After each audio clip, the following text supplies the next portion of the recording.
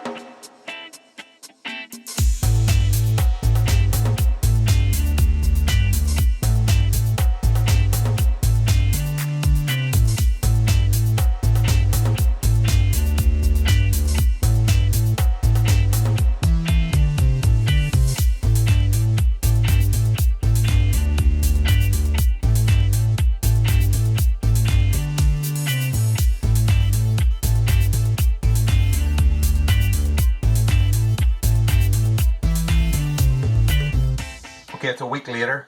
So the beer finished out at 10.20, so that makes it about 6.6%-ish now from 10.70. Got to get the oak chips in. So they've been sitting there basically for an entire week in the bourbon. And then that is going to go, all that is going to go into the fermenter. And it's going to sit on that for another week. Yeah, so that's how I use this fermenter. Basically just put a bit of cling film over the top rather than just to cover that, rather than using airlocks or anything like that. So let's get this off. So this is our bourbon.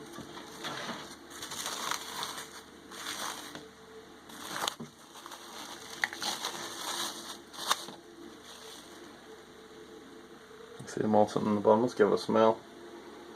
Ooh, wow, that is oaky and it's bourbony. Very nice indeed. Okay, so hopefully all of the oak chips are going to go into this. 44 grams of oak chips now, don't forget, that's quite a lot. But they're a few years old now, so basically want rid of them. Okay, here we go. Let's try not to splash too much. A few little bubbles, but don't worry about it too much. Let me get that lid on. And then we'll get that cling film on. And as I say, that'll sit in there for another week. So yeah, I'll see you after that. Look at the colour on that. That is epic. Liking that. Really liking that.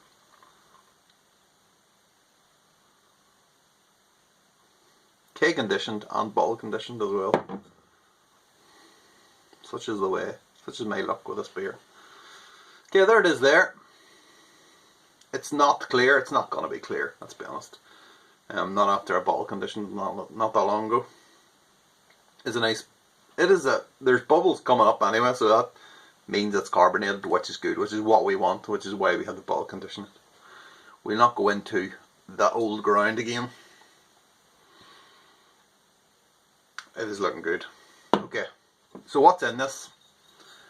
So this is 60.8% Red X malt, 14% amber extract, 9.5% oats, 7% wheat, 4.8% smoked malt, 3.8% Vienna, East Kent Goldings hops, although the hops are just really for bitterness, not really for flavour. French oak chips. I had a bag of French oak chips from a while back, and I'm just getting rid of them. Jim Beam, bourbon, and M42 New World yeast. and then it was made RO water and was made in the Scotch ale style. So malty. That means 6.6%. So the original gravity was 1070 and the final gravity was 1020. So 1020 means there should be a bit of sweetness in here. And that's what it looks like. It is definitely red. Red X malt is the find of 2021 for me. Even though it's been about, it's not like anything new. It's like saying your favourite footballers, like, I don't know, Gary Lineker. There's nothing new about it. But I had never used it before until this year, and you know what? It's good. It's very good. I'm very impressed. So yeah, it's just red. It's a red ale. It's exactly what it says. That's good. In terms of the head, it's not massive, but it was never really going to be massive because it was never going to be over carbonated or anything like that. It's just a nice light carbonation by the look of it. There is a good little bit of lacing on it. Like, whoa, check that out. Absolutely lovely. If I swirl the glass and try not to spill it, that head just comes back up. Look at that. That's good. That's good. So 1020, I finished up. Maybe that has something to do with it. So let's get a nose. Let's get a nose. Does it smell like Christmas?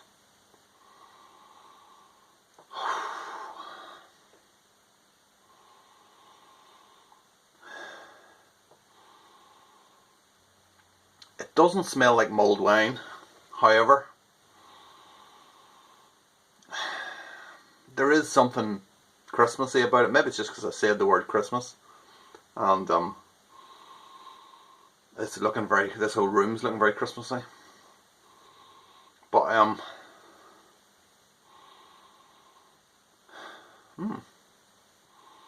nice. Getting the oak, that's what I'm getting. There's a kind of sweet little note in there. Maybe it's like sherbet. Maybe it's just hitting my nostril. Yeah, but yeah, it's mainly the oak. It is quite pleasant, it has to be said. I think there's a little tiny note of the smoke in there as well, but I don't know if that's because I'm looking for it. Okay, here we go. Happy Christmas to everybody out there watching this. Cheers.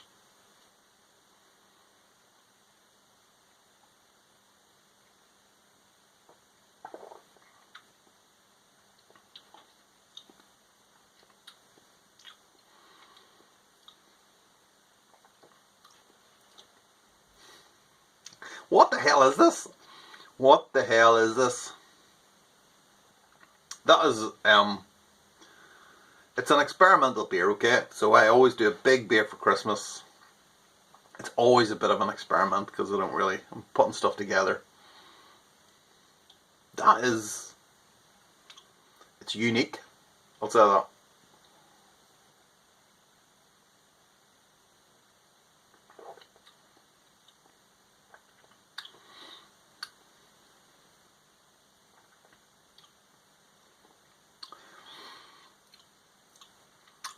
Getting the smoke, there's a little note of it. It's right on the back. It's not really intense. It was never supposed to be intense. I didn't put that much in. I think it was like 250 grams, something like that, which is not an awful lot compared to all the other stuff that was in it. So, but it is definitely in there. It's quite a sweet beer. It's actually not as sweet as it was before.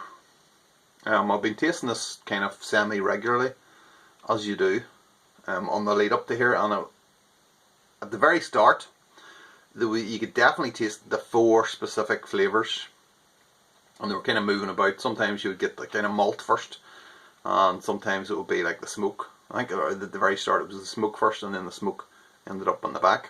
Smoke is still in the back now, but the flavour is definitely more rounded. It was really, really sweet. in the run up to here, on to now, maybe a month or so ago. I think the sweetness has definitely been dialed down a little bit. But maybe that's the smoke in there that's doing that. Maybe that's just, it's triggered something that's kind of taken the edge off it. Getting a little bit of the oak. Not so much of the bourbon, I don't think. And we're definitely getting the malt. Possibly that malt sweetness is the sweetness. And we know that that Red X, there is a real intense flavour of it. A very agreeable flavour, for me anyway, which is good. More so, as we've discussed before, more so than like dark crystal or dark Munich especially. There is like a little kind of fruity note or something in there. It almost, I think it's when the malt kind of kicks in, it tastes almost like a kind of strawberry or raspberry type of flavour just for a second, but you don't get the kind of the sweetness, the intense sweetness that you would get with like a strawberry. But again, maybe that's that it's the smoke coming in and just nipping it off. That is an interesting beer.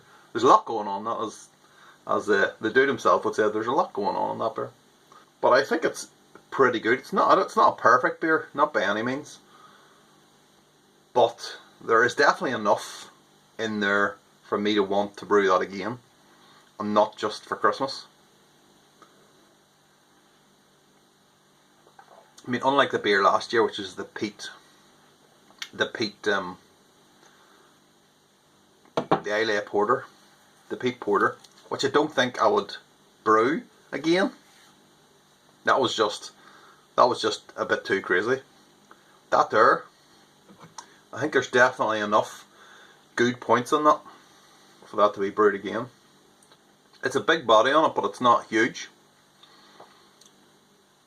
It doesn't taste like it's a big kind of imperial stout or anything, but it is kind of smooth, medium. The only thing is that kind of intense sweetness. I mean, it was there at the very start, but then it's kind of, it's like a beer where you have the first taste you take of it is really kind of whoa, and then the second one is like, oh, that's quite nice, and the third one's like, that's pretty decent.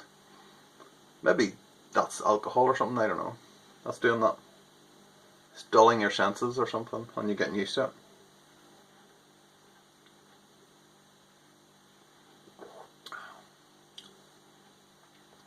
I do like that.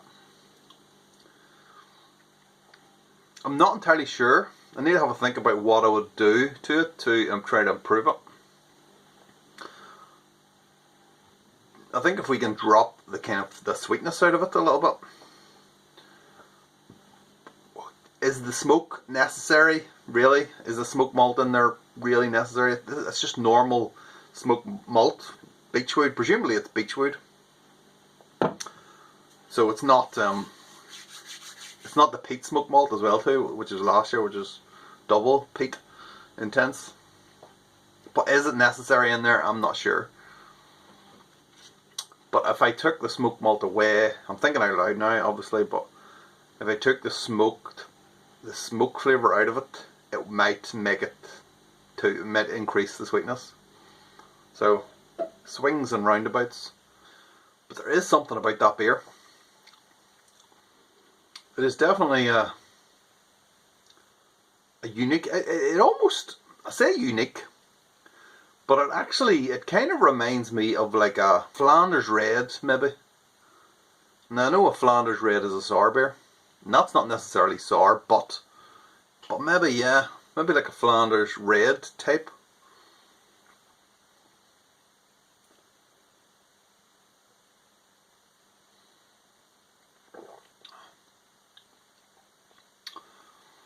That's it gone. That's Christmas over. That's my Christmas over. because I only have about 3 bottles of it, and that's the third one. You know what? I'm happy with how that turned out. It was rough and tough along the way. We lost loads and loads of beer in the episode, the bottling episode, that we'll not go back into. But I think it turned out pretty good, and that has now had something to work with for the next version, but I think I'm definitely going to make another version of it. We tweaked the recipe. I'll have a think about it over Christmas, and while I'm drinking the rest of them, and then I'll see what we can do. But I think there's definitely something there. There is definitely a good beer there. It's not perfect at the minute by any means, but there is a good beer lurking in that recipe somewhere. I just need to kind of massage it until it relaxes, and that's me in. But yeah, that's it. Just say happy Christmas to everybody. I'm gonna have a good Christmas. I hope all you do as well. And here's to, you know, the big man himself. I only wish you had some more beer in that, then I could toast you to finish. But well, I'm pretending.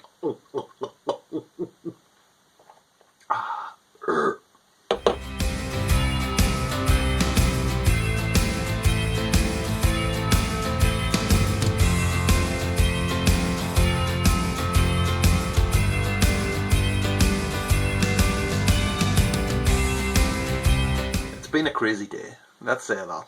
From last night, after midnight. I was up to 2 o'clock last night drinking, watching YouTube videos. And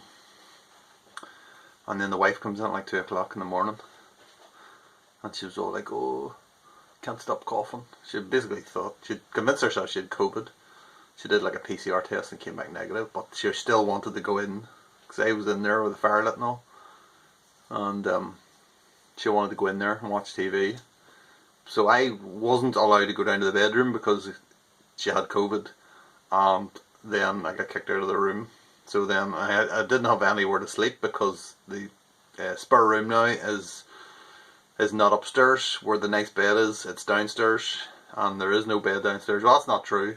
I did sleep in a bed, but it was like a little tiny princess bed, with like wood around 4 sides. So that was the only bed left, because we haven't got a spare bed yet. We need a new spare bed, because the old one's being used upstairs. So I basically had to sleep in that. And yeah, I'm obviously too big for it, and it's got wood on 4 sides. So I basically had to sleep diagonally, because it was the biggest length, and then my legs were sticking over the side, and because they were sticking over the side, it was very uncomfortable all night, and I woke up about a dozen times. Yeah.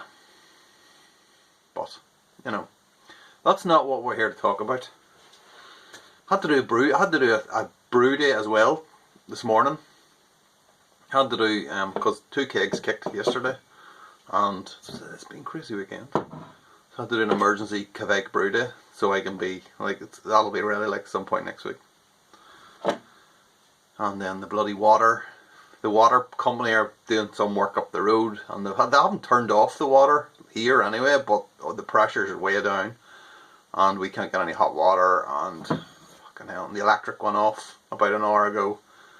I was really tired, and I thought I'll have a little doze here in the sofa, and the next, and like literally, I must have been asleep for about 5 minutes, and the bloody electric went off, and the kids started screaming their head off, and had to run around getting candles and lights and stuff, and it's just non-stop.